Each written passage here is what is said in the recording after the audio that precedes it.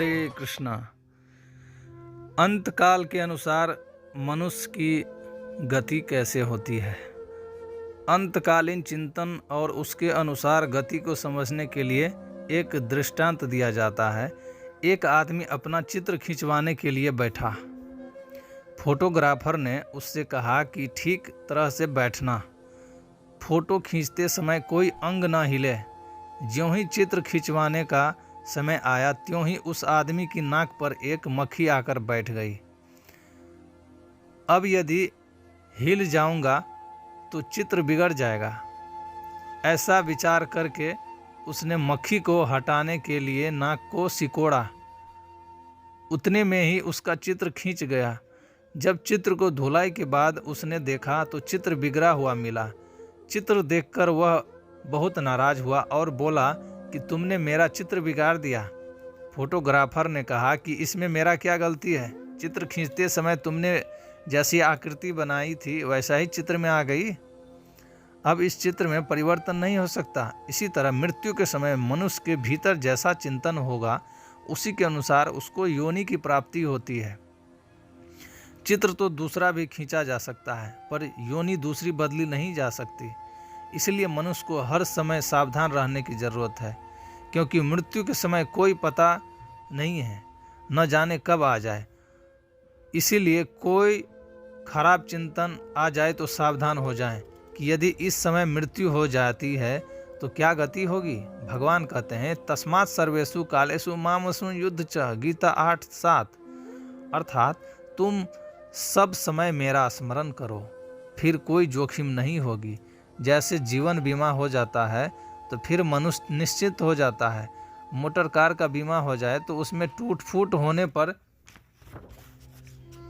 कोई चिंता नहीं होती कि पैसे वापस मिल जाएंगे। इसी तरह मैं भगवान का हूँ और भगवान मेरे हैं। इस तरह भगवान के साथ अपनेपन की घनिष्ठता हो जाए, भगवत संबंध की स्मृति जागृत हो जाए और इसके बाद हर समय भगवान का चिंतन स्वतः होता रहे, करना न पड़े, तो समझो कि इस मानव जीवन का बीमा हो गया।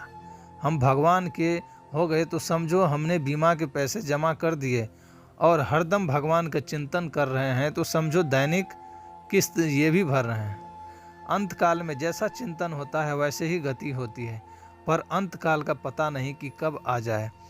अगर सब समय में प्रभु का स्मरण होता रहे तो मृत्यु कभी भी आ जाए कोई चिंता नहीं है, क्योंकि अब कोई खतरा नहीं रहा। जैसे भगवान की प्राप्ति में अंतकाल का स्मरण कारण है, ऐसे ही पशु पक्षी आदि योनियों की प्राप्ति में भी अंतकाल का स्मरण ही कारण है। जो अंतकाल में याद आ जाएगा उसी में जाना पड़ेगा। मनुष्य से लोग पशु पक्षियों को, बहुत सारे लोग जो है पशु पक्षियों को पालते हैं। जो कुत्ता पास में रखता है उसी को मृत्यु के समय कुत्ता याद आ जाएगा तो मरकर कुत्ता बनना ही पड़ेगा। जैसे कैमरे की फिल्म में सामने वाली आकृति पकड़ी जाती है, ऐसे अंतकाल में कुत्ते की तरफ वृत्ति जाने पर वही आकृति पकड़ी जाती है और प्राणों के साथ बाहर निकलती है। जब उस आकृति के समान दूसरी आकृति सामने आती है तब वह उसके द्वारा पकड़ी जाती है। अतः वह आकृति कुत्ते के द्वारा पकड़ी जाती है और कुत्ते के श्वासों के द्वारा अथवा खाद्य पदार्थ के द्वारा, जल के द्वारा जीव का कुत्ते में प्रवेश होता है। फिर वह गर्भाधान के द्वारा कुतिया में जाता है और गर्भ बनकर परिपक्व होने पर जन्म लेता है। यह पहले खींचे गए चित्र का तैयार होकर सामने आना है। अब प्रश्न उठता है कि वह कुत्ते में ही क्यों पकड़ा गया? जैसे आकाशवाणी केंद्र के द्वारा जो शब्द फेंका जाता है वह रेडियो के द्वारा पकड़ा जाता है। रेडियो में अंक लिखे रहते हैं जिसका तात्पर्य है अमुक स्टेशन से जो शब्द फेंका गया वह इतनी गति से फेंका गया, वह शब्द वहाँ से बड़ी तेजी से चलता है और पूरे विश्व में चक्कर लगाता है। जिस गति से वह शब्द फेंका गया उस गति के अंकों पर कांटा होने से वह शब्द रेडियो के द्वारा पकड़ा जाता है और बोलने लगता है।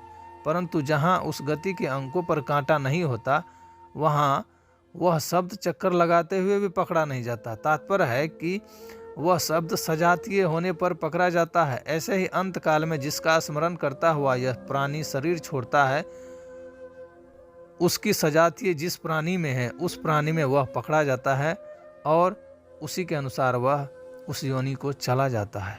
हरे कृष्ण।